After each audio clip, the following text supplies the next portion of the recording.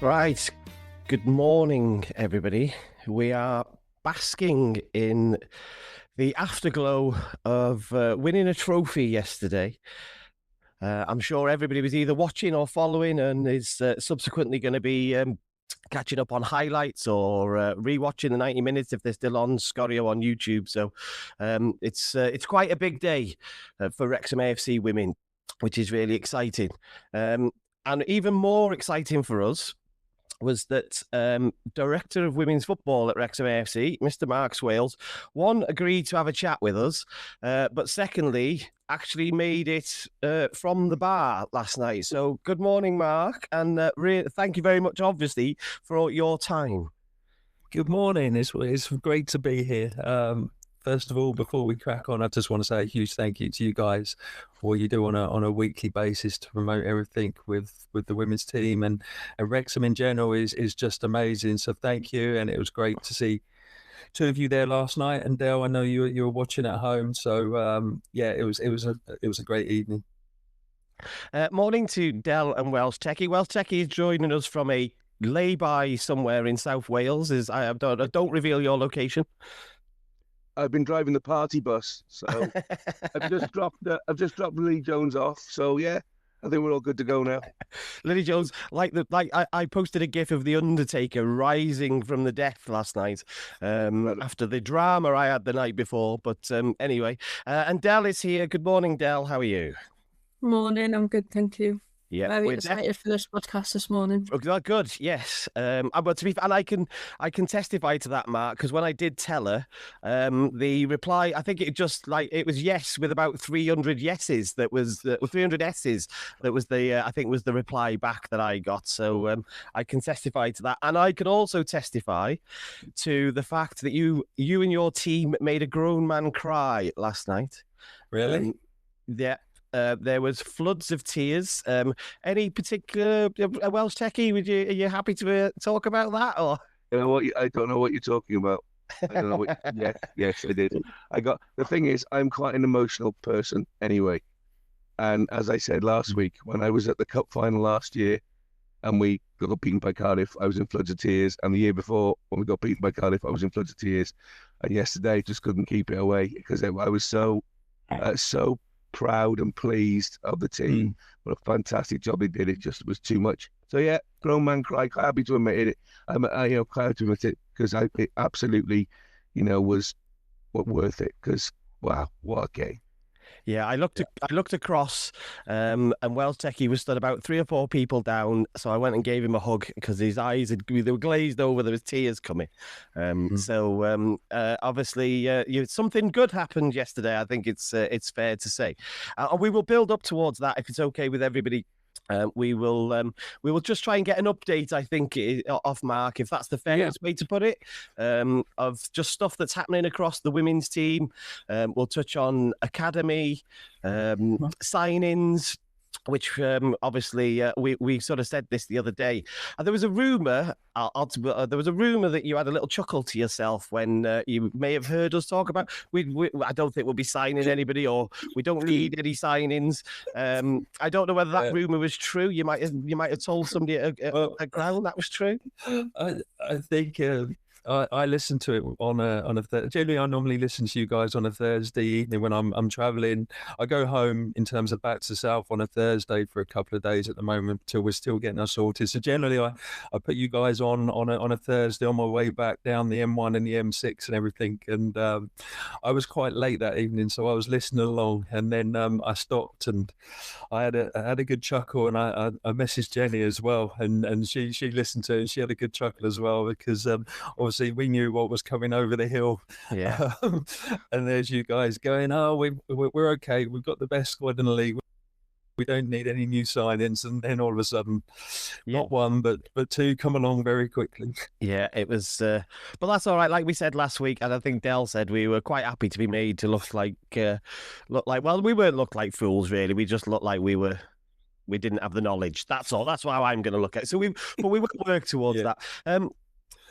for people who perhaps don't know, I'm lucky enough to obviously be able to see obviously every day what's going on in around the club, because obviously the podcast makes me try and be aware of everything across the men's and the women's team. So I'm fully aware, but and I was lucky enough to go to the Q&A that you did, which was a brilliant night, probably a couple of months ago now. I can't remember how long, 2 or 3 months ago. I've lost track. Yeah, it was November. Was it November? I think it was pre-Christmas, wasn't it? But yeah, again, great supported event by the fans and you guys and everything. And it was a really nice thing to do. And having people like Jodie and Katie and Jenny that speak so well as well just sort of adds even more value to it. So I was lucky for that. So we've obviously got to speak to you before via that medium. But just in case, I hope you don't mind doing this, just in case, do you want to fill people in a little bit about perhaps how you coming to take the job came about, anything about your background, and just a very brief, one, if you only if you don't mind. Yeah, sure. Yeah, I mean, God, you say brief. I've been around a bit now in terms of age, but yeah, if I focus really on probably my last sort of role, which was at the English FA. So I'm a PE teacher by trade. I was 13 years before that as a director of sport in a boys' school. Which is sort of, complete opposite to where we are now, working in full time in the women's game and everything. But that was an amazing time in my career. Gave me grounding in all sports and sort of some opportunities to really sort of focus on learning, but also moving into leadership at a very young age. I was director of sport 23, 24. So from a leadership and support to others, that was great grounding for me.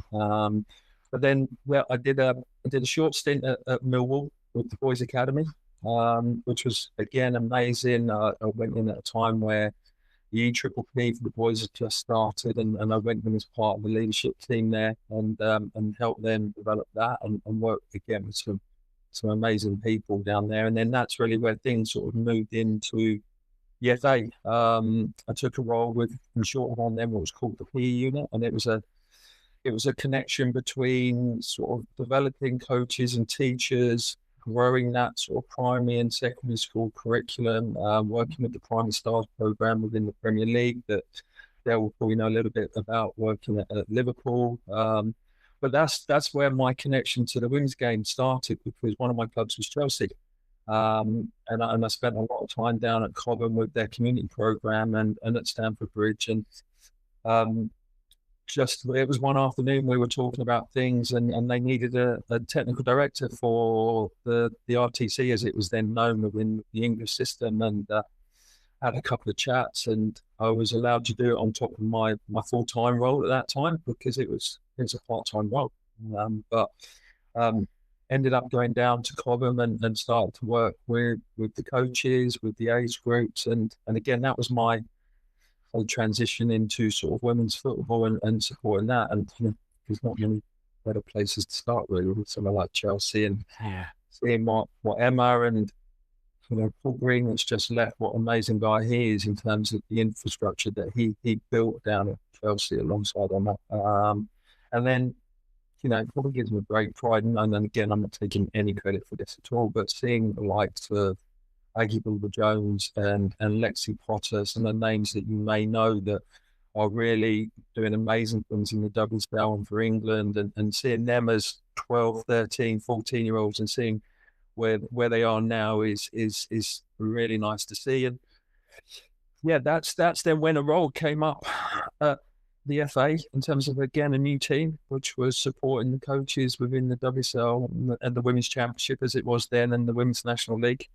And that was just at the point with the Chelsea work. It was the icing on the cake to be able to go and properly support and deliver coaching at the highest level, but be in the professional game and work with these great managers and coaches. And yeah, that was me for 7 years, and had the pleasure of working with some amazing people that are doing great stuff in international football, but in the WSL and WSL2 now. And yeah, and that took me to last July, when sort of change came about, and it was the right time after 7 years to go, well, let's do something different. And well, should we say the rest is history? Here I am. I just think because the question that people always ask about anything to do with Wrexham is why Wrexham? Because as a if you're a long-term Wrexham fan, like not very much good happened to us for a long spell, so it's always a bit of shock when something really positive happens, and when people of high caliber come into the club, or when like you win the lottery and Rob and Ryan buy the club. So I guess from that perspective. Without going into too much detail about how you were recruited, I guess what was it about the Wrexham role? And we will divert attention just in case you are very introvert and don't want to talk about this. No, not at all. Attention, but I'm just wondering if you could perhaps put some colour on why Wrexham. Yeah, sure. Well, I wasn't really looking at that point. I'd sort of made the decision at that point when I left the FA to sort of maybe build up a bit of consultancy, a bit of work around the leadership work I was doing with the managers and the coaches, and and then all of a sudden the role went live, and also I got a few pings on the WhatsApp, some messages saying this would be really good for you and everything. And then I've known Jenny for 10 years. So I WhatsApped Jenny and said, how's it going? What do you think? And the simple message was, you got to come. It's amazing. So that was the start of the intrigue. And this will sound a bit like a broken record because you probably hear this a lot about the club, but when you come up here and meet the people and you meet the staff, and my first interview was with Tina, who's chief of staff, and Anne-Marie, who's head of HR. That was my first touch point with them. It was sort of like you're in there for 10 minutes and before it even started those conversations, it was like, this place is pretty special. You walk into the racecourse ground and then you walk over around the pitch, and I spent the next hour and a bit talking with the two of them and sharing my vision and ideas, and it was like, now I'm really interested, and again, people go, it's the bright lights of Wrexham. It wasn't. It was how do you build a high performance team? How do you grow a stadium? How do you support the growth of an academy? And again, going right back to my roots, one of the things that really passions, how do you get more girls wanting to play sport, not just football, but how do you, in an area where there is some challenges around how you get girls to engage in physical activity, how do you do that? There's not many places you go into where you get that blank canvas to come and do something like that. And then just sitting down with Michael, and again, if we talk about someone that actually champions women's football and a whole club, there's no better person at the moment, I think, in terms of his attitude to everything we're doing and support that he gives me and he gives Jenny to really go out there and do things like what happened last night, really achieve on the pitch. Yeah, he's up for. Obviously, I forgot to put a graphic in. My bad. We've got a couple of award potential. Haven't we? That I think you first alerted me to them when you reposted them. I think the other day. So obviously the club and Michael, and I think there might have been some sponsors and stuff that you were perhaps backing. I can't remember. There was three. I think there were three reposts. Yeah, the third one is the SP Energy support with the Wrexham Foundation. So again, three great awards to be up for. And when you look at some of the other names that are on that list in terms of clubs, like for us to be even just nominated to these awards, which again are a great awards evening. I think 44,000 entries they had across the sort of different categories they are. So for Michael to be there, for the club and the foundation to be nominated is again just shows where we're going as a club. Yeah, really, really exciting. Right. I've grilled you enough, if that's all right. It's not that we're not interested, obviously, but let's sort of keep things moving, if that's okay. Sure. And I thought we'd start with quite a light-hearted one. Just to break you in easily. Okay. And I've not. There's a couple in here that you don't know about, but don't panic. Have you ever been at a club where the club captain's brother is going to be representing the UK in Eurovision? So for people who don't know, Jodie Bartle's brother, who goes by the name of Look Mum No Computer, is going to be representing the UK at the Eurovision Song Contest in Vienna. Are we Vienna away, allay, allay? Is that what we're doing? Is that, Surely we are. We're all going to Vienna, yeah? At this point, I mean, it's all Yeah, I think it's. I mean, what a great story. I mean, we know very little. Obviously, they've had to keep it very quiet. So we've only heard about it this week as well when it was announced and everything. So there's there's a little bit of buzz around that, and Jodie and the family had kept that very quiet from all of us. So yeah, watch this space. I'm sure there's going to be a lot more about them and the family and the journey that they're going to be on in a different route to football. Yeah. Del, are you any dreams of representing the UK at Eurovision? Absolutely not. You two tried to make me sing a song last week. We did, yeah. I couldn't do it on there, so I'm not going to do it on a world stage. But I might watch now. There's a sort of a faraway link. I never really watched before, but I might this year. Oh, me and Welsh Techie love a bit of Eurovision. So Welsh Techie likes to dress up for Eurovision. I just like to watch, but. No, I thought that was a really. I mean, I can't imagine what their sort of last 7 days had been like since obviously you're getting that announced and that going on in the background, and then Jodie yesterday is lifting a trophy. I think they've only just come back from being away as well, her parents. So what a bizarre week it must be in the life of that family. You can't comprehend it, can you? No, and what an amazing two people they are in terms of their support for Jodie. They're actually here this morning. They stayed here last night, so they literally have just flown in from their ski holiday and they're flying back out. So that shows the dedication in terms of them and their support for Jodie, who's had a fantastic career. But again, what a great person for us to have as leader and captain of our team at the moment. Yeah, she's definitely been one of the key pillars, I guess, might be the best way of putting it, Welsh Techie. If you think there's probably every team has a couple of 2 or 3 pillars, she's definitely been a really important one to bring in, Si. When we compare, because you do naturally, you compare the women's team to the men's team. When we compare the men's team from history, great Wrexham teams have always had key captains who are that stalwart, that stand at the front, that take the ball first, that get behind the team, do the hard yards. Jodie absolutely is that person. She, you cut her at the moment, she'll bleed Wrexham.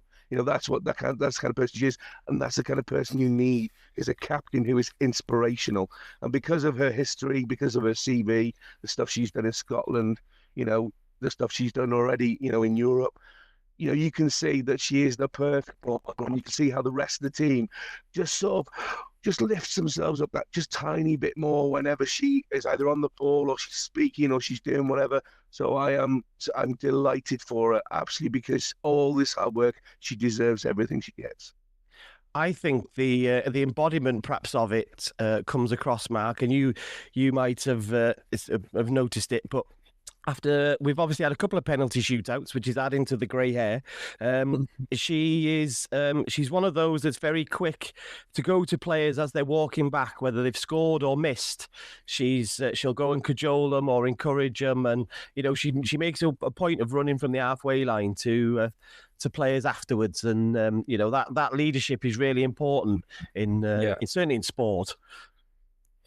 Yeah, no, I think, they're the bits you see on the outside. It's all the things that she does behind the scenes in terms of how well she speaks to the group as a collective, but those individual chats that she has. And again, every great manager needs a conduit to the team. And again, that's what Jodie really gives Jen as well, that connection between her and the rest of the playing group to bring alive some of the ambitions that Jenny wants to achieve through the team. Brilliant, yeah. And there's a new flag. The Ultras yesterday acquired a new flag, which was proudly being waved. And Jodie had it at one point when she was going on the telly for an interview, I think. So there's a couple of them that have been made up. So if you're at the games, watch out for the new bright orangey yellow Jodie Bartle flag that was around yesterday. I think it made an appearance in the bar last night. Did it? Oh yes, right. Yeah. That's okay. We won't ask any more questions about what it was doing. I'm sure it was only draped around somebody's shoulders. I'm sure that's what it was. Yes. That's the story we'll go with. Can we just touch on something else that's that you sort of hinted at this week? Not a hint, but basically just teased out, which is obviously Academi trials. what can you sort of it might be too early for you to be able to say anything about it, I'm not sure, but what can you tell us if you're not willing to tell us everything? Yeah, no. Look, there's no secret where we are now and what the FAW did last year in terms of restructuring everything. It means that every year the academy's got to grow, and then this year we've got an under-13s and we've got the under-19 squad. So next year there will be an under-15s that go in and on top of the 13. So obviously some of those under-13s will transition into that older age group because that's they're a second year, shall we say, in terms of the 13. So we hopefully by the end of today, maybe tomorrow, we'll get the expression of interest form out. But I think one of the things to say is that whilst we call it trials, and I hate that word because actually this is one of the things that we want to do as well, is make sure that we give everyone an opportunity, however sort of minimal amount of football you've ever played. We want to open the doors to all of you. So it'll be very much once we get this going, it will be an option for everyone to come in, train, come and play with us. It's not going to be just turn up. We'll have 1 hour and we'll take you and you. It will be run over 4, 5, 6 weeks, and we will give everyone an opportunity, and then we'll look to sort of start to add the under 13s and 15s for next season. So yeah, that will be out very soon. A couple of those bits have been linked to sort of just the future of the Rock and what's going on there. So we've just had to sort of get our timings right to make sure it fits in with the schedule of what's going on there. Perfect. Del, you perhaps could talk a little bit to that as well, about how important it will be for a club to have continuity with players so that they've got a pathway eventually to a first team and further on. Yeah, I mean, we've said it before about how special it is for a club to be able to bring through their first team and give a debut to a homegrown player. And obviously, Lily Jones is probably the most famous one we've got. But it doesn't happen often, and that happens at all levels in the game, men and women's football. So it makes it even more special when it does happen.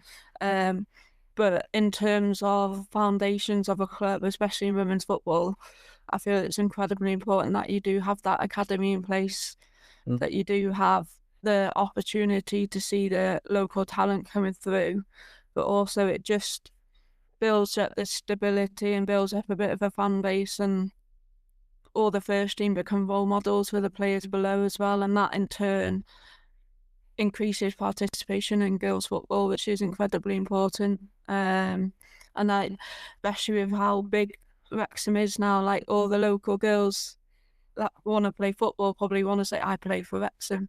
So this is just another opportunity, adding a new age group, but also adding a new age group says a lot about the players that you've already got in and what the future plans are. So from the outside looking in, it does look really exciting.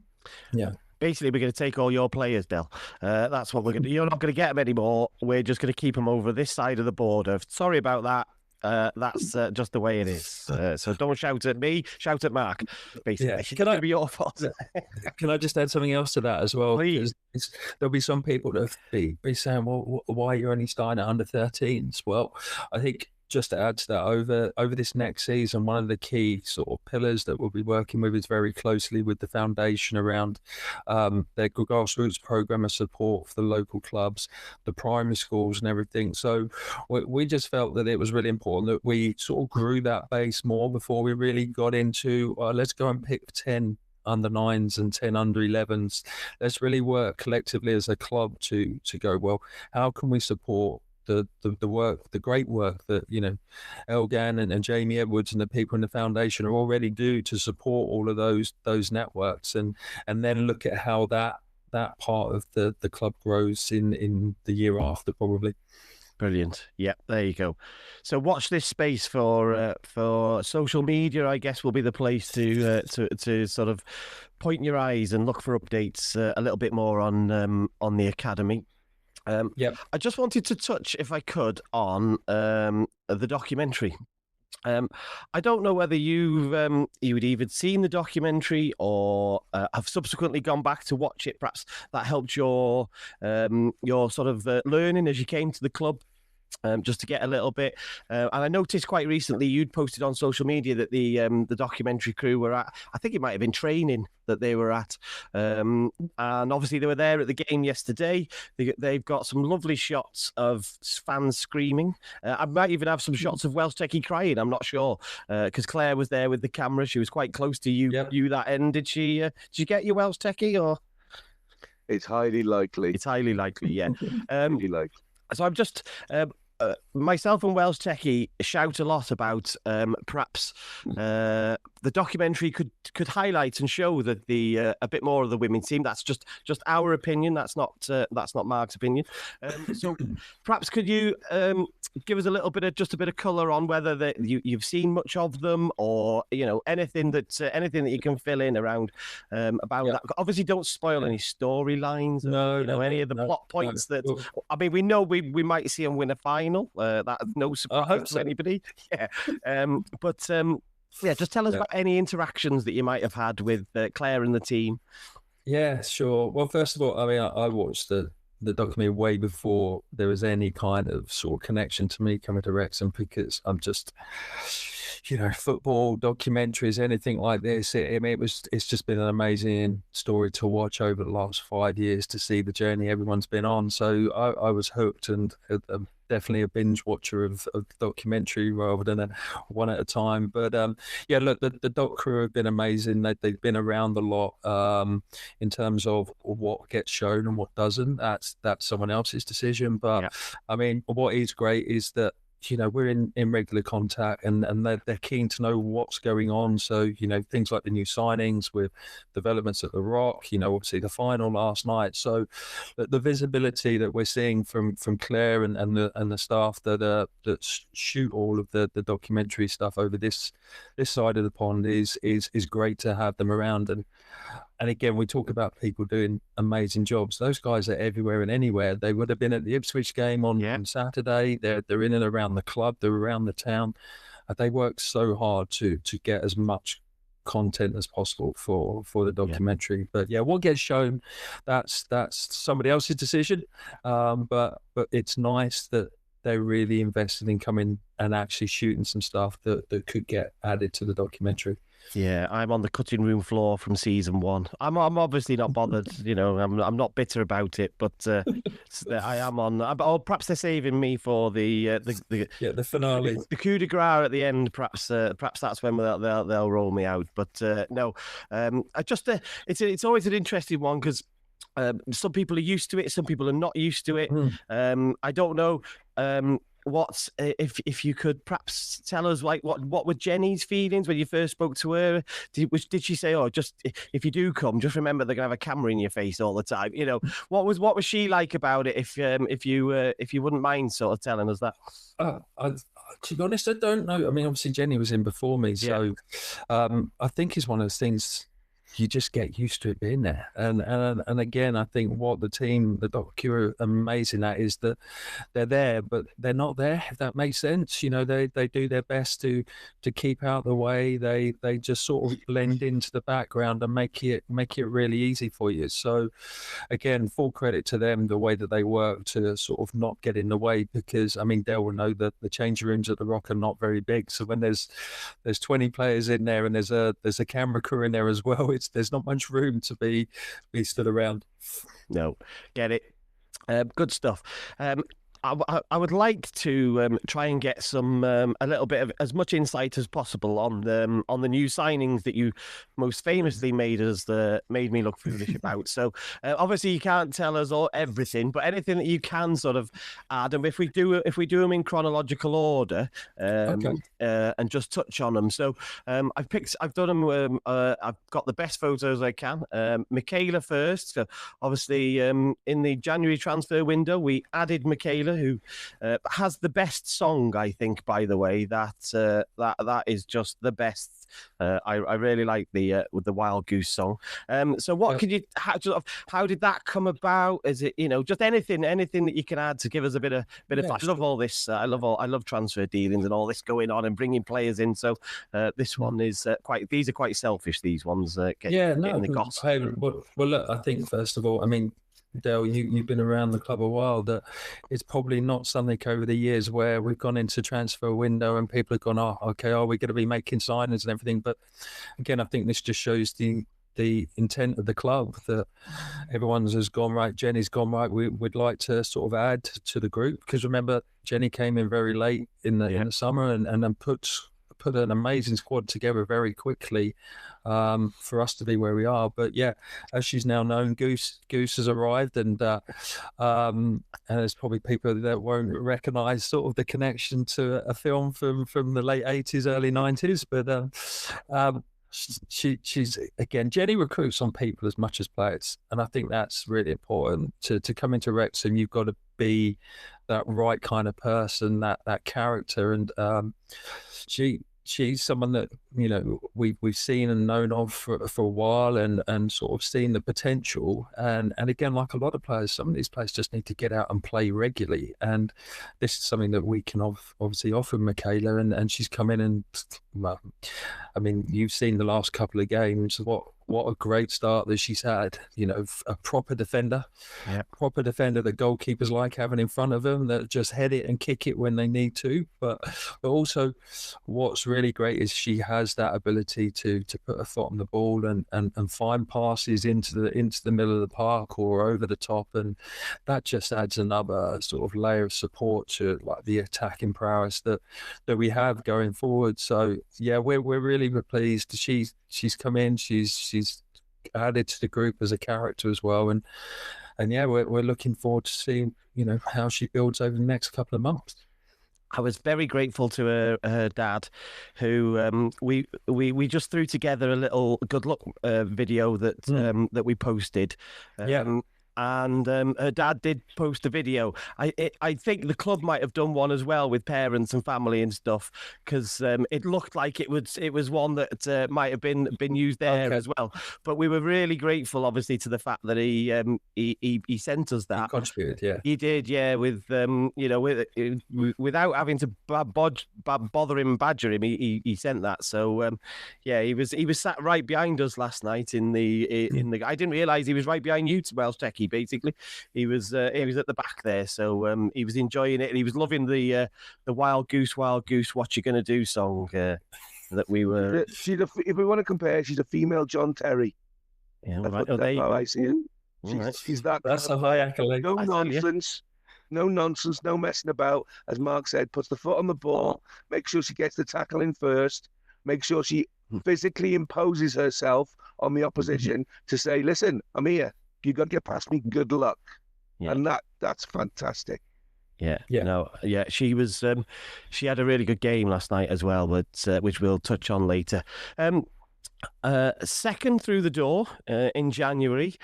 Couldn't have come from much further south. Quite how we've managed to do this, I have no idea. But perhaps you can enlighten us a little bit how we've managed to get Sarah Harvey all the way from the far south up to North Wales. Yeah, well, again, I mean, Sarah's come in as if she's been here forever. And again, just the way, I don't know whether you heard her interviews, sort of when she was announced, I mean, again, just speaks so well, has that experience that, again, has just added value to the group. You know, she's played in the Champions League. I can't remember which country it was, but she's sort of competed at that level. And again, you know, Lewis as a football club are, you know, they've had some great years. They're maybe not as strong as they have been over the last few, but again, it's a club that if you're coming out of Lewis, then you know you're gonna be getting a fantastic player. And again, what we really like about Sarah is a versatility. Yeah. You know, last night she played as a left wing back, but we know she can play at centre back. She could play at right side, and I think it just gives Jenny some options for the future as well. And again, just a great person. Yeah, Della touched on that, obviously, via connection she has at the club. Last week, I think Della touched on the fact and said she'd settled really well and sort of had become quite popular sort of thing. So obviously, we kind of picked up on that already. I can't tell you how difficult it is to make your debut in a cup final on the wrong... Basically, it's the wrong side of the pitch for her. She spent most of her career on the right, but has been willing to the picture and everything is totally different on the left side, isn't it? You know, so to do that in a cup final and look more than accomplished, I thought she did really well. I thought was great testament to her and to obviously Jenny and her management, and the fact that somebody you will know and Del will know behind the scenes, people don't always want to play in different positions. But obviously she's gone out and looked fantastic, I thought. We'll go with that. Yeah, there was definitely. So I didn't ask any questions. It was definitely. I didn't want to just talk. I wanted to give Del Wolfs-Techie an opportunity to come in there. I'm lining Del up for the next one because the next one is actually somebody Del knows. And I guess this is the one that perhaps made the headlines the most, certainly around the socials. So obviously we've gone to our great friends down the road at TNS. Yeah, there's some coughing going on there at TNS. And we've basically taken one of, if not their best player. By hook or by crook, whether it was with money or without money, I'm not sure what you can and can't say. But again, I mean, obviously, tell us what you can about that. And obviously, it will be remiss of us later not to talk about how you score a 20-yard screamer on your wrong foot on your debut in a final. We'll perhaps touch on that later. But I guess that would be the one that's got the most intrigue about it because it was probably the most difficult one to do, I imagine.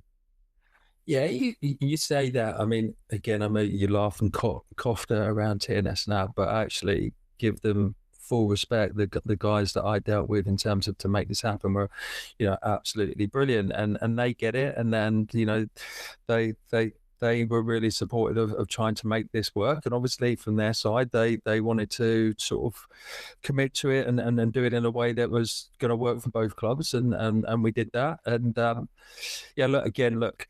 Myself, Jenny, and Bex, who's Jenny's assistant, we've known and seen of Maria for a long while, and someone we've admired not just at a time at TNS, but when she was at Burnley and her career growing up. So it was always someone that at some point was on the radar in terms of adding value to the squad and everything. And again, she's been in 2 weeks, and let's talk about the two of them making their debut last night and scoring goals. But for someone to come into a squad and again just fit in brilliantly, I mean that's you can't sort of you can't sort of dismiss how important that is. That if you bring new characters into a dressing room in January, they've got to fit in, and everyone's got to sort of be willing to accept them. But people accept people when they're just blooming good people, and that's what we've got in this transfer window. 3 amazing people, and again, the quality that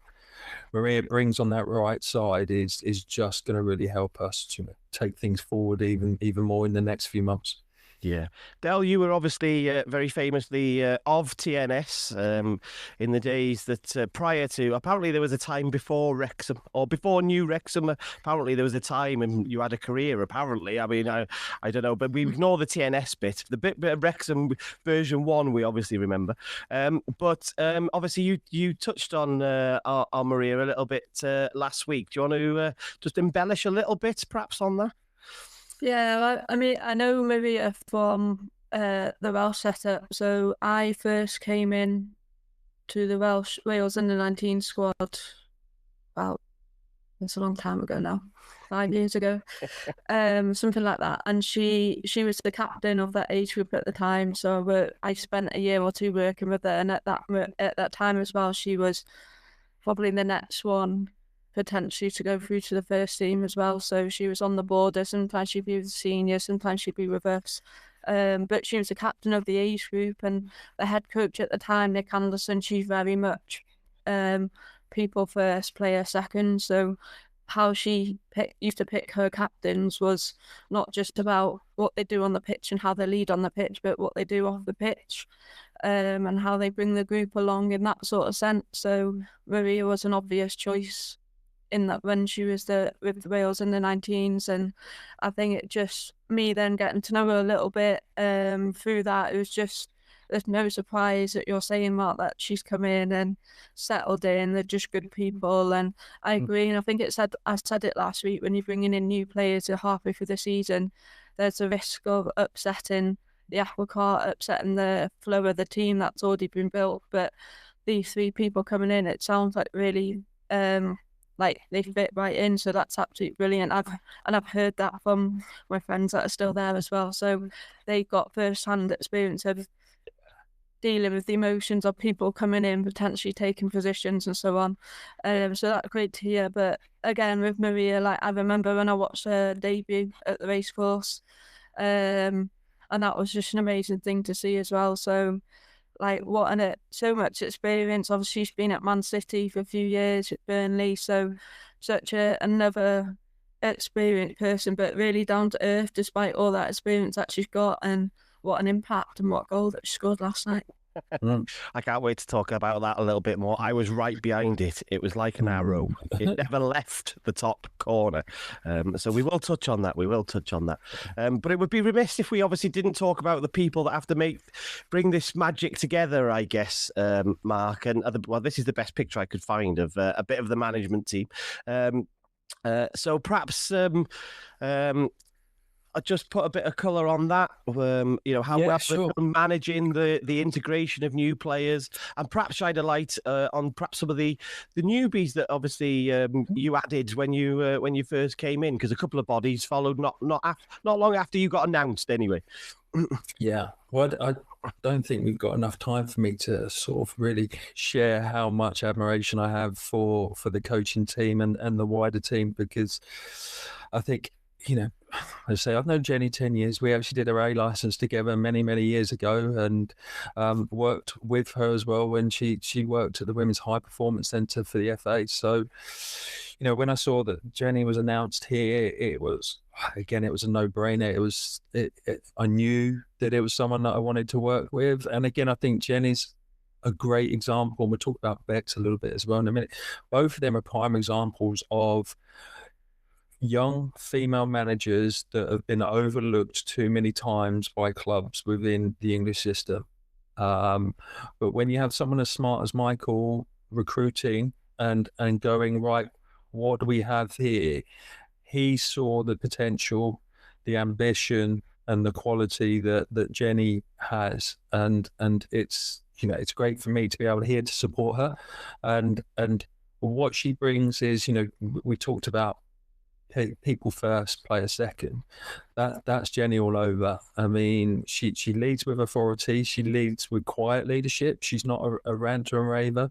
She is a strong role model that all of the girls look up to. And then she's just a blooming good coach. She knows how to get the best out of people. And that's, I see that most weeks on the training ground. I see the preparation that goes in, the energy and effort to support her own staff is just unbelievable. Yeah. Bex, go on, give us, because obviously Bex is relatively new as well. Yeah, well, look, Bex came from Burnley as she was head coach there, and she took him to second in the league, but unfortunately at that time that wasn't good enough for Burnley. But the Burnley's loss is our game, and again, I've known Bex. I mean, Bex is a Southerner too, so I remember Bex when she was working in the boys' academy at Watford, and then she was a lecturer at Hearts University. So, we've known each other a long time. Funny enough, both Jenny and Bex were actually on the Coaching Excellence Initiative, which is the main leadership program that I was running before I left the FA. So sort of I've been supporting them and working with them for the last year or so on that program before I left. But in so many ways, Bex is very similar to Jen. That drive, that wanting to win, that level of detail. But she is probably that person that really gets the best out of players on the pitch. The attention to detail, the standard she expects in training is what has helped us push forward the quality and obviously what we're now seeing on the pitch. Yeah. Well, Seki, obviously you've been well, not let's say directly, but in and around the women's football and Wrexham, obviously for some time, with obviously your other half's involvement. Um, are you sat here a little bit like I've just had a bit of a moment there where I'm, you know, how you periodically get these sort of, do Rob and Ryan still really own us? Like, I'm getting one of them now when Mark's talking to us about the calibre of people that are in our club now looking after our women's team.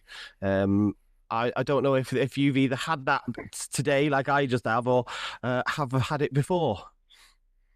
I woke up this morning and for the first time, I hadn't dreamt we'd won a trophy. Unlike the last few years when I woke up, we had, and then had the disappointment that we hadn't. The thing is, you know, with the women's game, particularly in Wales, you know, you need talent, you need experience, you know, and we also need to make sure that the right people are in the right jobs. Steve Dale was brilliant. You know, Steve Dale as a manager was brilliant, and he did incredible things with, you know, with the players that he had, brought us into the league, you know, worked incredibly hard, and his team. But we knew we needed that step up. We knew we needed to expose the team to the wider world, because otherwise you can get a little bit kind of insular within Welsh football only and not look at the bigger picture. What these appointments have done, and obviously the new players as well, is lifted that bar higher, brought the whole world of football into our little corner of it, and exposed, you know, Welsh women's football to the wider footballing community, and particularly the wider women's football community.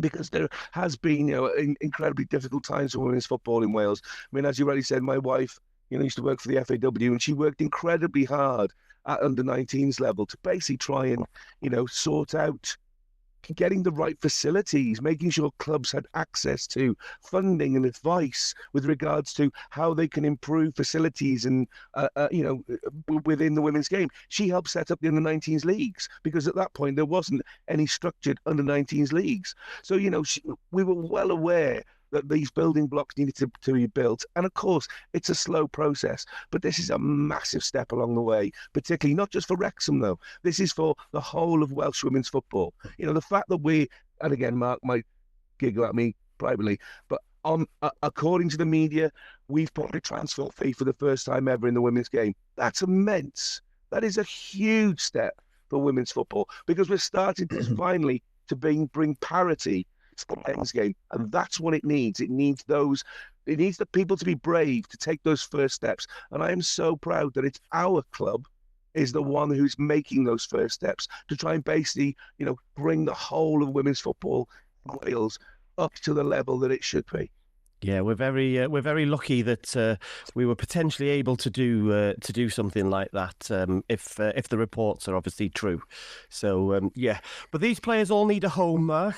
And if we can just sort of touch on the Rock. Obviously, it was acquired seemingly officially in the summer. I don't know whether it was before then, but we hadn't sort of told anybody. But we had some challenges to start with. We obviously had to start the season in sunny Buckley.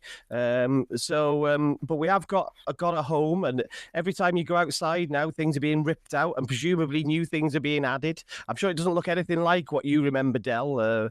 I know like the tea hatch has gone. I'm not sure, you know, what's that all about. I used to love that tea hatch. But tell us what you can, if you don't mind, about the Rock and what was done, what might be done, anything that you can sort of update us on. Yeah, well, as you know, we've spoken about this before. It was unfortunately in a state that we needed to invest a bit of time before we could actually get back there and play. And you know, what great hosts Buckley were for us, and you know, it's some great wins and performances there. And it took a little bit longer than the club expected, but quite rightly, it was let's not sort of cut any corners here. Let's do some of that remedial work properly. And one of those key things was just patching the pitch up and a bit of sort of TLC around the outside of the stand, and then internally it was just making it just a bit more homely for a group of people that were coming on a regular basis. So, and again, not gonna share too much because we will unveil. There's a lot of work going on at the Rock at the moment. We've taken this opportunity where there's been no home games there for a few weeks now to really take forward the inside of the building for the players predominantly, and adding sort of some facilities in there. So when you do come down in a few weeks, it's going to look very different. We're also conscious that, one of the frustrations for me when I arrived was that parents from the academy girls end up sitting in their cars.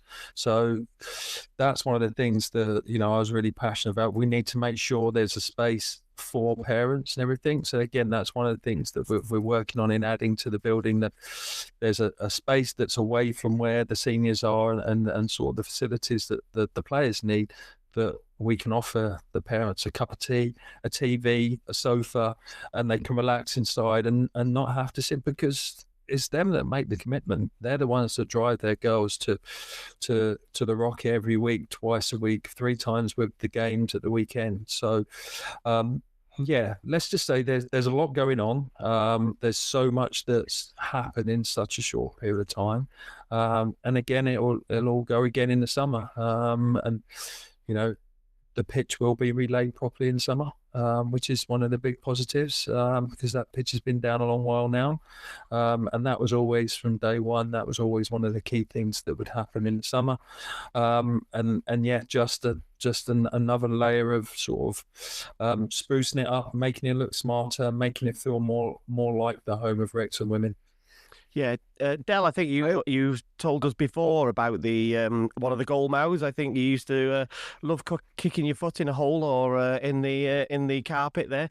But just how important do you think it is for the women to have a home? I think we are the only club in to actually own our own home there in terms of the Rock.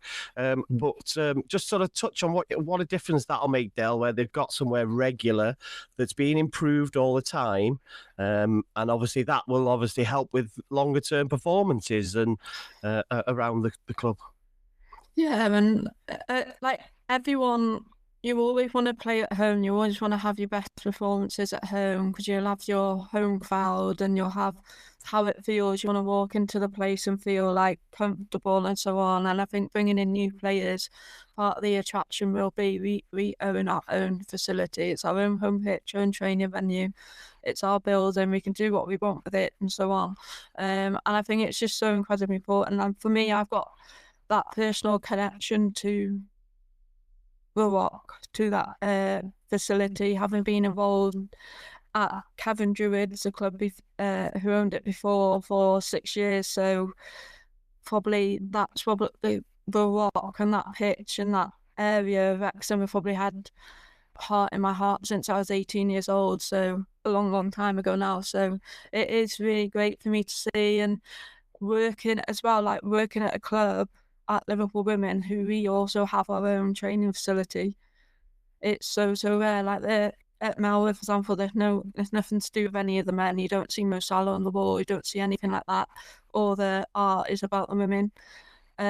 So I know how it feels to go to work every day in a facility that is just for the women, that is just ours. So I can imagine, and that's just me as a staff member, so I can imagine as a player how special that is. And I imagine I've not been inside for a long time now, but I can imagine the inside is going to be very much, you're going to see a lot of art of the women up, and all the historical pictures that we've had over the years and so on. And yeah, it's just got, you want to create like a place where away teams come and feel, we're at Wrexham here. Like, you want to make it feel intimidating. When the men have the dragon in the tunnel, isn't it? So I hope that maybe something like that's going to get done there as well, because we want the likes of, anyone coming to make them feel like, flipping out, we're in Wrexham, like this is going to be tough. And you want to make every single moment of their time at our place uncomfortable. So one place to start is obviously the way it feels, the way it looks when you first go in, your first impression. I think basically Del wants a mural of herself after the playoff, don't you? Is that that's what she wants? I do want that. picture that's on the way up to the gym. I do actually want that picture. I keep meaning to get one done that big. I want it that big as well. That's one of my favourite pictures. I've got plans. I'm still trying to slowly do it at my house. So you keep saying, get it done. And Mark, I hope you finish the trophy room. Now that's the most important bit, isn't it? Yeah, we're building an extension for that one. Oh, there you go. Yeah, I love that. Absolutely love that. So, in seriousness, when obviously you go out to recruit, Mark, does being able to say to somebody that we have got our own home, and it is of this, however you describe it in terms of quality to somebody, does that and staff, I guess, when we're going out to staff, not just players, how important and how much of a difference does that potentially make to you or whoever's doing you and Michael, I guess? Yeah, look, I think it's huge. I think the ambition of the club and the vision of what we're trying to achieve. To be that consistently the best team in Wales, and we won't. Let's not get too far ahead, but hopefully, at some point, competing in the Champions League is a big sort of law for players. But as you say, when you have this opportunity to talk about this stadium that has the potential to hold, I think the stand holds just under 500, but you can get like 1,500 people in there easily. But then you've got a facility that is being made bespokely for women's football, and we go back to the Academi trials, that when you're talking and players are coming in at 12, 13, and they see, as you say, pictures, they see what the future may look like. I mean, it is it's a great tool to have, a marketing tool.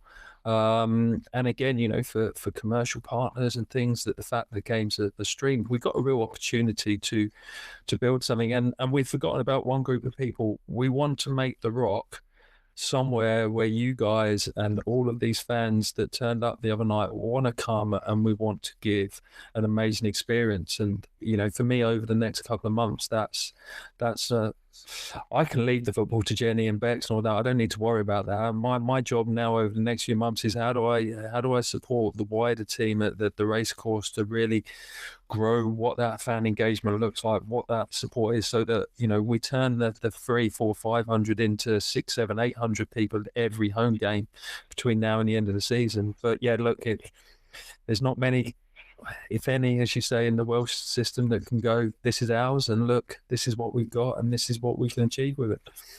Okay, good. Love that. Love it. We'll touch on fans then, if we can, because obviously, just because you mentioned it there's a photo from last night. You may, that might be too, depending on the device you're on, Mark, you may or may not be able to make out some of the faces and stuff in that photo, because obviously you're aware of a few people.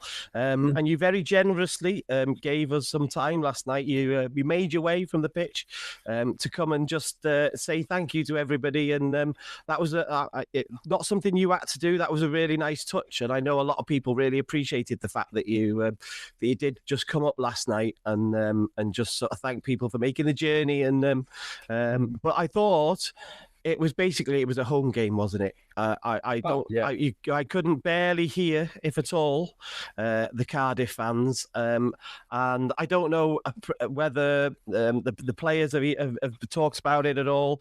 Probably too much celebrating going on to focus on something like that. But what an amazing job the Ultras have done, home and away, because when they can get to some of these far-flung places, everybody tries to do it.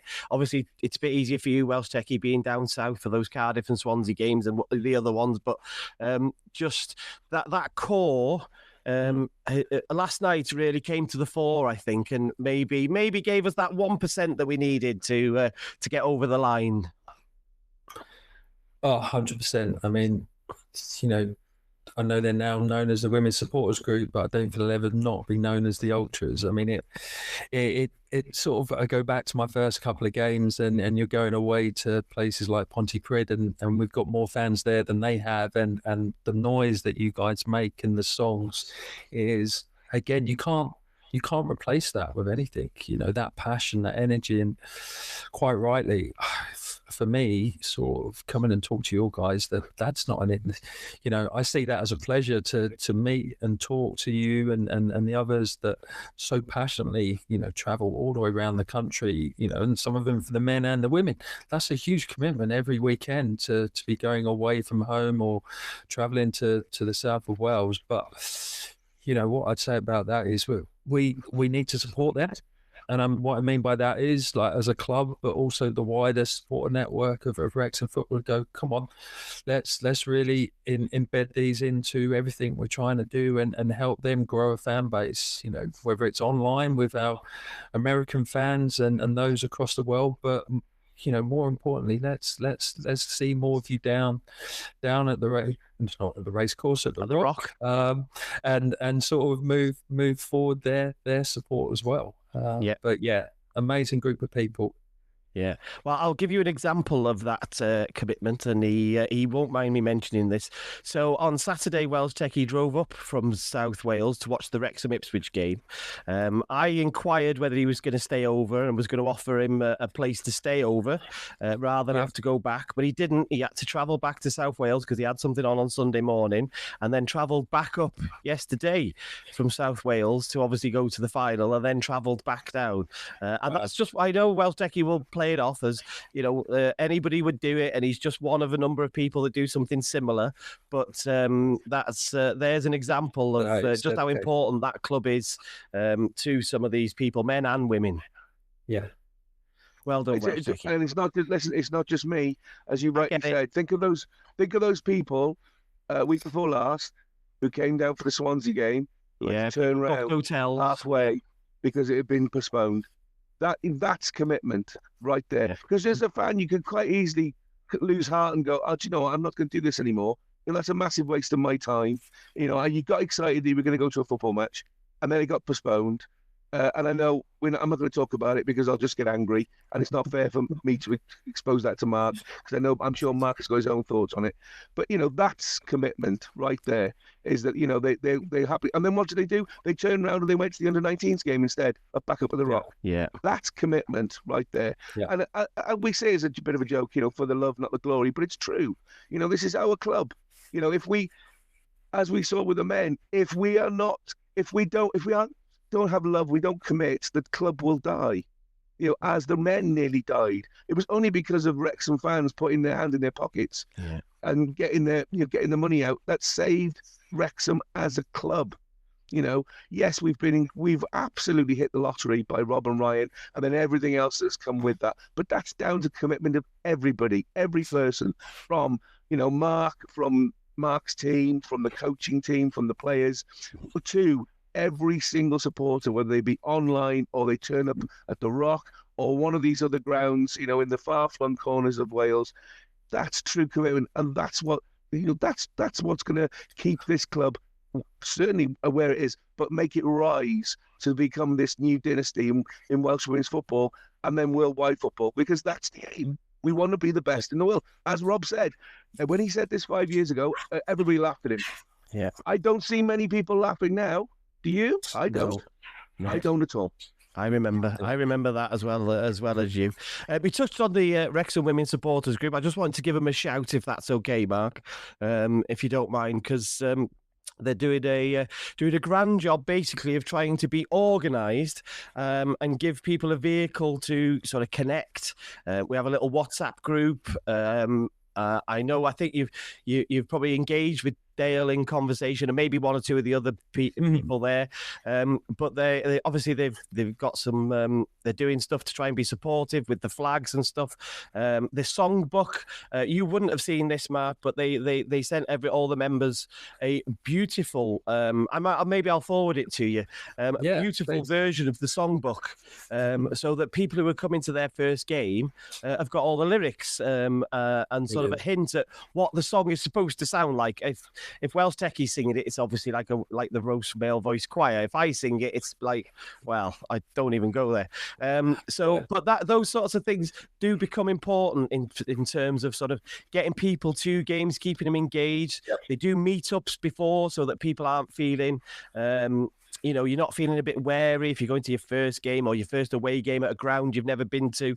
They're starting to do a really important and good job. Well, I would say so. That's kind of going to be important, isn't it, as we go forward? Oh, 100%. I think it's, we met a few weeks ago with them, with sort of the fan engagement team at the racecourse, and over the next couple of weeks as we build towards 3 home games, they're going to be really important because we've got ideas of what we want to do, but we need them sort of selling that story, but meeting and greeting, and we want them to be an active part of this because I think they played a huge part already, but they can play a huge part in helping growing our fan base moving forwards as well. So yeah, really exciting. Yeah, good stuff. Can we just touch on the league and the upcoming fixtures before we talk about the final? Yep. Is that okay? Yeah. Sure. I've just got I hope this is up to date. I've got this was relative at the time I pinched it. So we've basically got phase 2 coming up, haven't we? Obviously, we've got all of phase 2 just because of some bad weather. Is how I would describe it. And to be fair, I did send you a message saying I'm all here for you getting upset about people not having contingencies when they know the weather's going to be bad, etc., etc. I'm all here for that. No, we've got that was an air of frustration of getting. I got the train down to Swansea, and then literally got to Newport and got on a train at Newport and got the train from Newport straight up to Wrexham. Yeah, no, I totally get it. There's nothing worse from a fan perspective and from a player perspective because you're starting to get ready. You've been thinking about something all week, and then obviously it doesn't happen. But basically, we've got a big second half of the season, and from our perspective, from fans, we're in really good shape. Now, I don't know what your expectations were at the start of the season, but I'm going to assume you're very happy with where we are. Ready to pounce is how I'm going to describe it. But what can you tell us perhaps about just your general feelings as we approach phase 2? Yeah, I think, the team have built this sort of season on their own goals. And it's sort of like it was always going to be, right, let's be in a position to compete. And that's where we are. And it sounds a bit of a cliche, but there's everything to play for over the next sort of 5-6 games. And and again, another cliche, every game is a cup final because we know historically you cannot drop points at this phase. And historically, Cardiff have been out of sight by now anyway. So, for us to be sitting there just 1 point, well, obviously a bit more than 1 point at the moment because of the postponement, but to be sitting there, on their shoulder, going into some massive games over the next 5-6 weeks to be in a position that, wouldn't it be great to have Swansea at home on the last day with everything to play for and to fill the Rock and win, lose or draw, and whatever the outcome happens, this season is a success. It's no one can take away the progress on the field that has occurred, and if that ends up with 2 trophies, 1 trophy, all 3, we'll look back at this year as being like, what an amazing foundations we've set for the future. And yes, we all want to win, but only one team can. But we know from everything we've talked about Jenny and Bex and the team, they're going to do their best on a daily basis to set that team up to go and win every game they can. Yeah, no, it's tremendously excited. Del, you'd have given your left arm, wouldn't you, to be in this position right now? Yeah, absolutely. My favourite part of the season was always phase 2. They're the toughest games. There's a lot at stake. And as a competitive person that I am, and as most footballers will be, and I imagine a lot of the girls will be, this is part of the season that you're really playing for. Every single second, every minute on the pitch counts. So it's so close this year as well. Like, there's a lot more, probably a lot of feel. There will be a feel of a lot more pressure. So I know you're saying that no matter what happens, we've come a long way, and I agree. But I think in the moment, I think the players will be feeling, especially the players as well that have been around for a while. So there's still a small handful that got promoted. That we played in the North Wales League, we got promoted. We missed out on the league and the Welsh Cup last year as well. So there'll be some players as well that might feel a little bit personal, how they want to just, go that step further.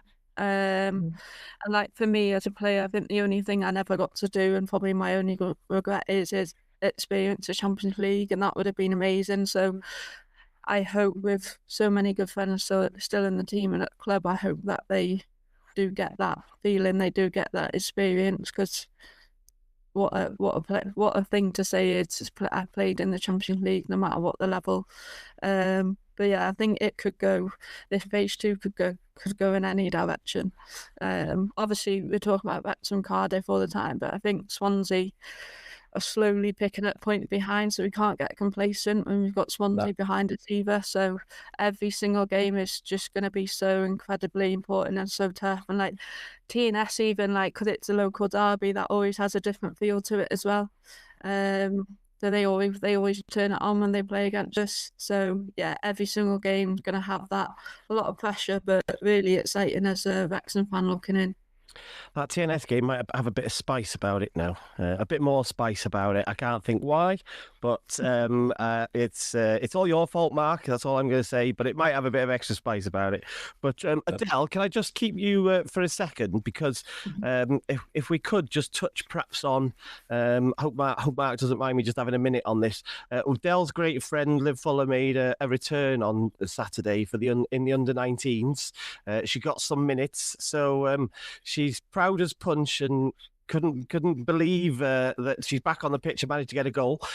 So just say a few words, if you don't mind, about Liv. And obviously you sort of spoke to her a little bit, I'm sure. Tell us what you can about how that went. So yeah, I think she's absolutely buzzing. I think she also felt that it wasn't long enough, and that's just so typical of her. Like, she just wants it. She's worked so hard this past 12 months, but she's also a little bit impatient as well. And that's just the way she is with things like this. She got her 15 minutes. It came as no surprise that she got herself a goal either. She can play anywhere on the pitch. So she was top goal scorer before she got injured last season as well. I think people forget about that, from like a defensive sort of position as well. But yeah, it was a tick box for her. I think just the way that the weekend fell, it was a cup final for the first team, so it would have been difficult for her to get the first 15 minutes in such a big game. It might have been different if it's a league game, we don't know. But yeah, it's just a tick box. And then obviously it opens up more minutes for her in the future games. And when the Swansea game got postponed, I texted her and said, at least she can play in every single phase 2 game now, so it's an extra game that she can play. So yeah, I think, and biased or not, she's like she's like the fourth signing for the team. So I'm really excited to see her play and see her impact, because I know that she'll be having an impact from the sideline as she is in a minute. I know how much other girls look up to her. I know what a good person she is and how knowledgeable she is about football as well. So her then to be able to apply it to the pitch and help the girls in real time on the pitch will be really great to see, and I'm really looking forward to the impact that she'll have. Well, Del, you convinced us all that we didn't need any new signings, and that her coming back was going to be the only thing we needed. So it's all on you. This. I'd happily eat my words on that. Yeah, it's fine. I jest.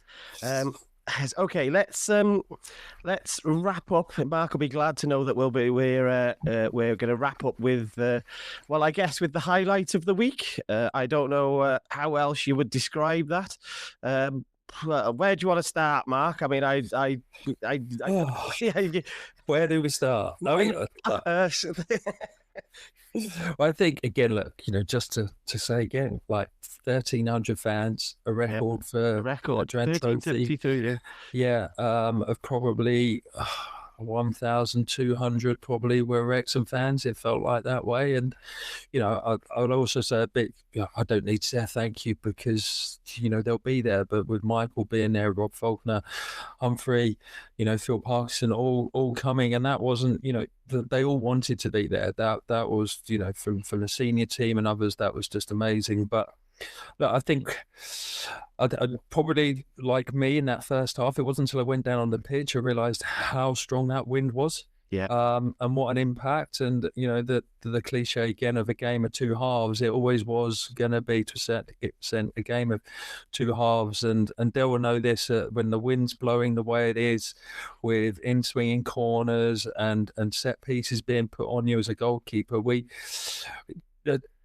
you know you're always going to, you know, be challenged with lots of bodies in the box and everything. And, you know, fair play to Cardiff that set their stall out in terms of the way that they played, because again, this may sound a little bit, we dominated the ball.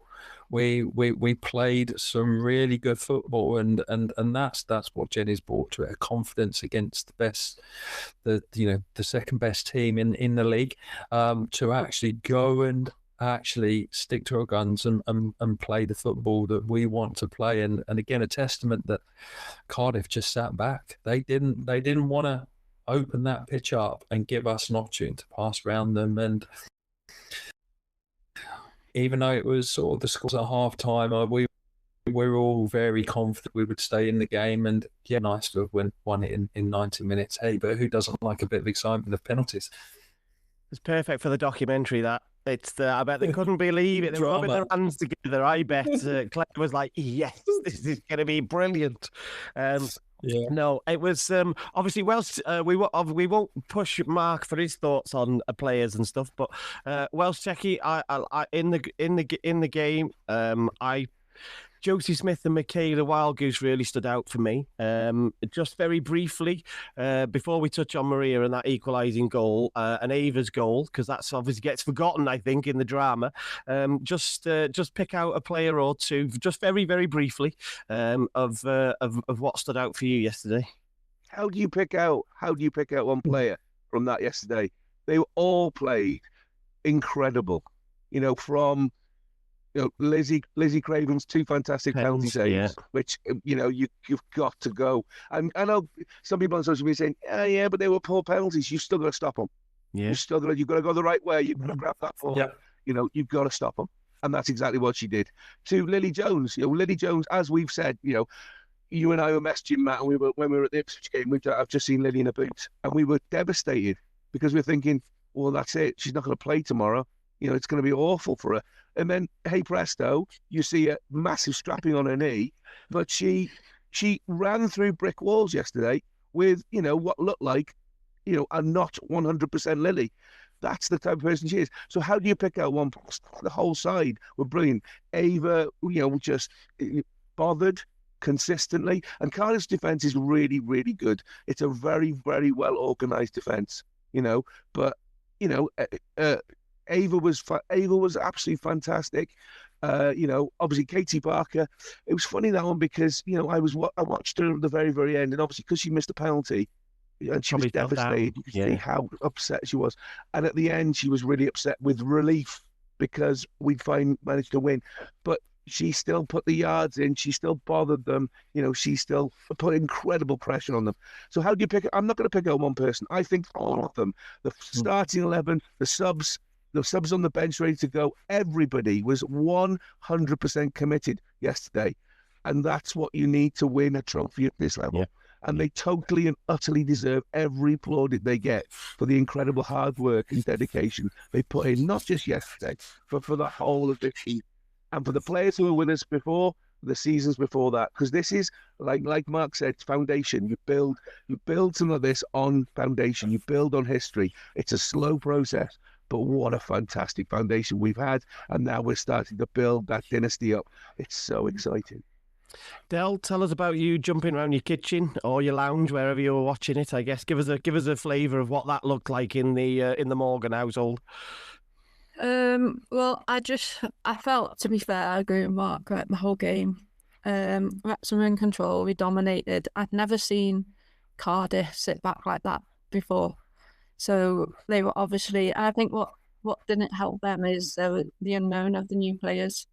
They didn't know how they were going to fully prep against them. I didn't know what to expect either. So I think that went on our side. But I guess the fear factor from a Cardiff point of view has never been seen before. So I think that shows how far Wrexham have come as well. Like, we're probably the first team in a long time, and this sort of modern dominance that Cardiff have had, that they've really had to take a step back and really change their game plan. But that's what I felt like they did, rather than put their game plan on the opposition. So that was really great to see. And again, we said it on the podcast last week how important set plays were going to be in this fixture. And when you have got pretty much a level playing field, the set plays could be a deciding factor.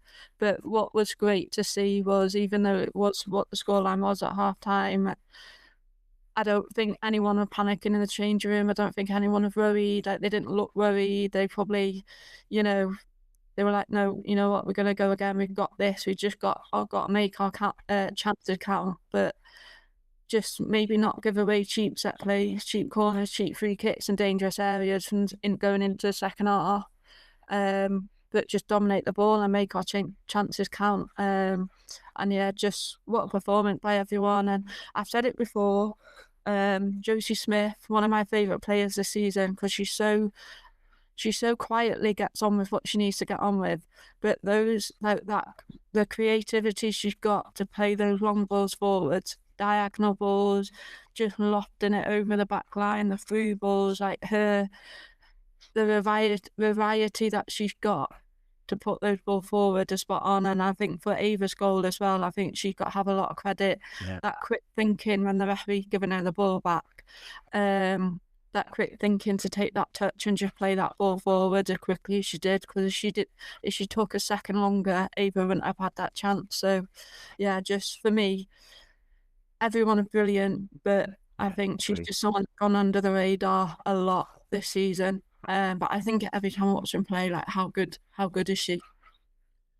What was your half-time cup of tea like, Mark? Were you nervous, or were you relatively relaxed, given the fact that obviously we conceded a goal minutes before the half-time came?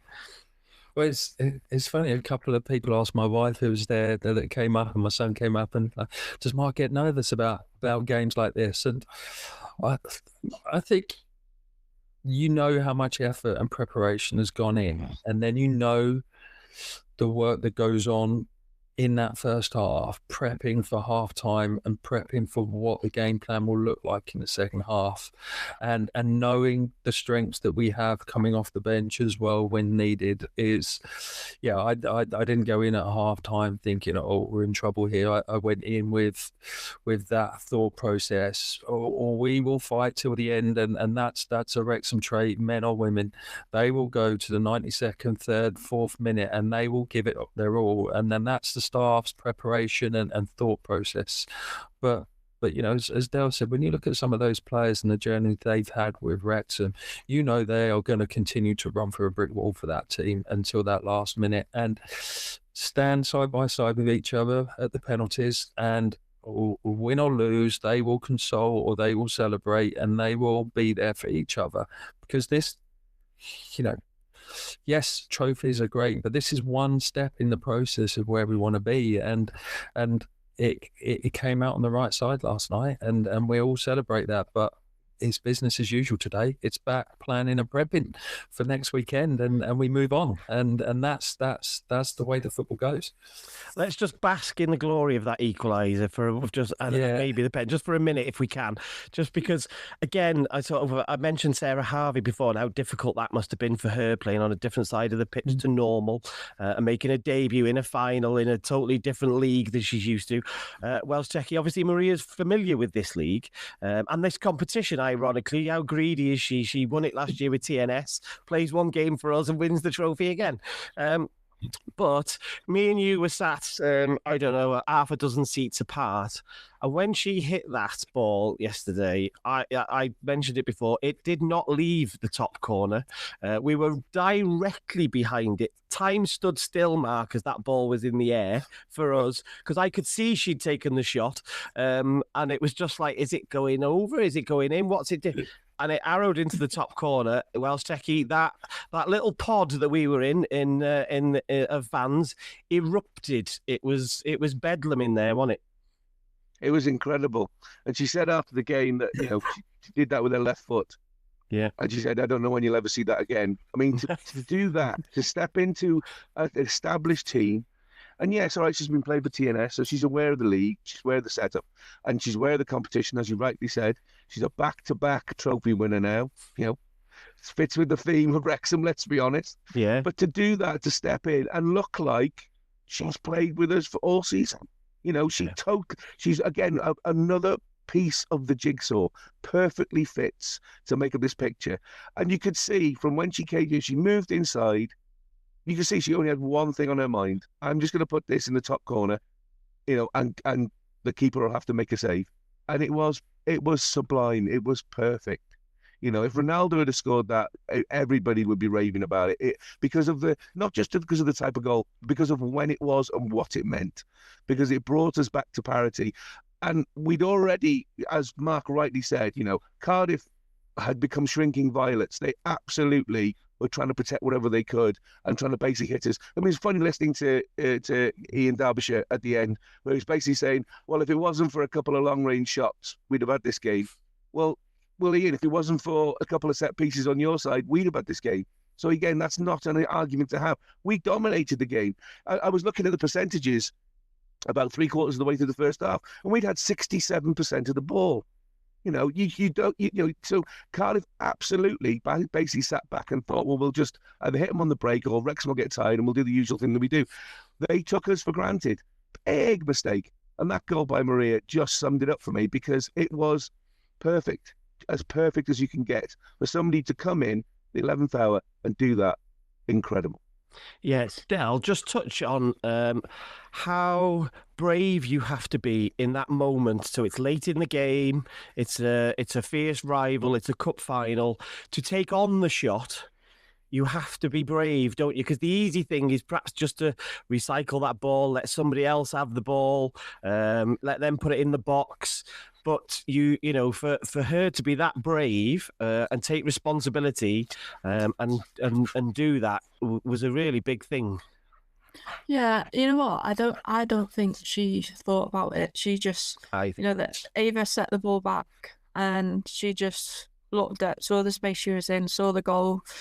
You know what I really liked about it as well was she just placed it. She didn't strike through it. She just guided it in. And like, that's so important. Like, the ball, you let the ball do the work. You just guide it, direct it towards goal. And I had someone tweet me last night saying that even Arthur Akawando won't save that because it was that good. Do you know what I mean? But yeah, like, obviously great thing to do, but in the moment I think she's just instinct, seen the goal, instinct, gone for it, and like, she's just used her experience at high, even though she's so young, with all her experience at high levels. She's known not to strike that. She's known just to place it in. And to be fair, it was postage stamp in the top corner, but I think anywhere that part of the goal, it probably would have gone in anyway. But she's just made sure there was no doubt that there wasn't going to be a save or anything like that. So yeah, what a way to announce your to start your Wrexham career. Yeah, you can't. Yeah, brilliant. She couldn't have dreamt of that, I'm sure. Obviously, we get the drama of penalties, Mark. What's it like from your perspective? Because this is the second time in this cup run we've had to go to penalties. What's it like for your, from your perspective, having to watch penalties in a final with all the dignitaries there? And obviously, you can. I'm sure you're confident in the prep and stuff, but you're so far away from it. You're not even. I hate not being on a football pitch. I do. It drives me nuts. I kick every ball. But what was it like from your perspective? Obviously, watching that. I think at that point is where everyone goes into their own little zone, and all of a sudden it goes a little bit quiet in the stand, and people don't want to express their nerves or feeling or anything. And I think, yeah, exactly that. It's the confidence is there because, again, you know how much time and effort is put into not just like taking penalties, but the mindset and the approach that we want to take. That, you know, I was confident even after the first one. You know that there's plenty of time to get back into this, and again, to Welsh Take's point, you know, Liz can only, you know, be a hero in this. Is if you save a couple of penalties, you know, you can make the difference, and you still, however bad the penalties people may think they are, you still got to dive the right way. You still got to get there. You still got to hold on to it. So, you know, amazing for her, because, you know, it's sort of, there's no hiding places. There was a goalkeeper in that moment. But look, I think from my perspective, I felt confident. I felt like we were destined to win that after the comeback and the way that we played and everything. And I think anyone that has a Feyenox stepping up for the last penalty is going to be pretty confident. And I'm going to blame you lot and the ultras as well, because whenever I hear her song, it sticks in my head for about a week and I can't get rid of it. But yeah, I think it's a horrible part of the game, but it's one that brings the most drama, and we've seen enough of it over the years in terms of men's international, women's international football, and sort of those to go, look, come on, just put your best foot forward, strike through the ball, and what will be, and we'll celebrate or we'll commiserate. Del famously is brilliant at penalty saving. She tells me she taught Lizzie Craven everything she knows. Is that right, Del? I'm actually the opposite. I've always been rubbish at penalties. I always think as well, it's not something you teach. So me being the goalkeeper coach, it's not something like I regularly I was doing a session, today we're going to practice penalties. I think it's you have sort of like a natural instinct to read the triggers, to read the cues of a set play taker, of the penalty taker, that I personally did not have that knack. I have saved penalties in my career, but it just wasn't my forte, so I would have been the one that you might have subbed off to put someone else on for the penalties, and I would have been fine with that. But no, like Mark's right, you still got to go the right way. And like she's read the cues, whether or not they did some research, I know that's possible as well. If you looked at Cardiff's past penalties, that's what I would have done. So and I just ball names on and direction, absolutely. And like that's what our old analyst last year, Connor, used to do as well. He had it ready for the previous cup finals that we had against Cardiff. He had the list ready to go if we needed it. So I imagine that was put in place, and penalty takers are a creature of habits. So I knew as well that KB was going to go to her left, the keeper's right. So it's like, it's either do you stick with your creature of habit, do you stick with what you know and just make sure it's perfect, or do you try and mix it up a little bit, confuse the goalkeeper? That's a difficult thing because penalty takers don't want to do that. But from a goalkeeper perspective, like I've never felt, I've been asked this recently as well, I've never felt pressure going into a penalty shootout as a goalkeeper. I feel there's probably more pressure on the takers because they're expected to score. End of the day, goalkeepers guessing which way to go. So from a sort of a personal point of view, like as well, I always used to tell myself, and I tell my keepers that, coach, just dive one way. Don't just stand still, just dive one way. What will be, and if it's a great save, you go the right way. And it results in us winning this penalty shootout like I did with Liz yesterday, then that's perfect. So really happy for as well to get some of the glory, because I'm very much aware as well that whenever, so we joke about the commentary that I get a mention on Scoria, say Liz makes a save, but then they'll mention my name. But legend, El Morgan, you mean, when they tell you that every time? But I'm very much conscious that like Liz, it's now Liz's turn to make her own, make her own Wrexham story, to make her own stand, and she's coming after me and taken over me, but it's now her time. So I'm glad she's had a moment that I've had in the past at Wrexham as well. She's got this moment of success that she can start to build her legacy on. So really happy for her. Well said, Del.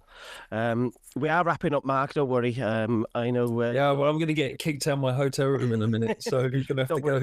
Yeah. Last two things. One, firstly, great to see afterwards all the kids getting autographs and things like that, and all the players happy just to take time to sort of do that in the moment where you've just won a cup final. You want to see your family. You perhaps want to go and get a bottle of Lucozade or water or Wrexham Lager. It was great that obviously everybody took the time to do that. Yeah, I mean, that's really important to the club as a whole, but, for the girls, they see it as, it's something that they want to do because, as, where we started this conversation, like the future generation could be one of those girls in that stand there, and it's an opportunity to sort of connect and grow, and for them to want to come back to the Rock in the future and come to games and, go to their parents where we need to go and see this team play every week because it's fun. Yeah. And then I'm sure you had a lovely evening celebrating with families and stuff at Hotel Wrexham. Yeah. Can you just perhaps give them a shout out and just give us a flavour of perhaps what the tone of the night was and how that sort of went? Yeah, no, look, I mean, Peter and the team and sort of the staff here last night were excellent. They knew we were coming back here. We actually met here in the morning. So, the effort that they put into to make it a good evening for us, we probably need to apologise to the few guests that were probably staying here that we maybe woke up or kept up. But look, it was a good celebration. But remember, a lot of these girls have had to get up and go to work this morning. Yeah. So whilst it was a great evening and an opportunity to sort of remember everything, it's business as usual today, and it's like training tomorrow. Let's get ready for Cardiff again, and all of that. But yeah, I mean, it's nice that there was a real family feel around the place, and that again has been created by Jenny and the team and the staff, and it's just a great fun place to be at the moment. But yeah, Hotel Wrexham are amazing. It feels like my second home at times. But yeah, love the place. Brilliant, excellent. Well, first of all, I will wrap this up by saying thanks to Del and Welsh Techie for your time, as ever. Obviously, we've had something really positive to talk about, so I appreciate you two taking the time. But we're ever so, as a collective fan base, Mark, obviously, we're ever so grateful, one, that you were willing to come and speak to us today, but secondly, that obviously you've been part of a team that have given us, I think the kids call it a core memory now, in terms of, something that you will remember forever. So I'm sure you've already done your own thanks to all your team and stuff, but please convey everybody's thanks if you would from us all. It looks like Welsh Techie is going to finish us off with something here. Just really quickly, I think we've got to mention it. Let's mention as well the players who didn't play yesterday but have made an important impact. Players like Chloe Ankers, like Hannah Snape, like Abby Idenden, and of course Rosie Hughes. Yeah. Let's not forget Rosie. Yeah. She couldn't play yesterday. That must have been torture for her, but she's made a massive difference in this competition. So let's not forget them either. Yeah, good shout. Yeah. Good shout. Right. Thank you to everybody who's watched and who continues to give us some feedback. We really appreciate that. And we will come back next week when we've got to play Cardiff again. And again and again, it feels like forever. So we will come back next week and we will talk about that game. And preview the next game. Thanks to everybody who continues to watch, continues to give us feedback. That's much appreciated. And we'll see you on the next one.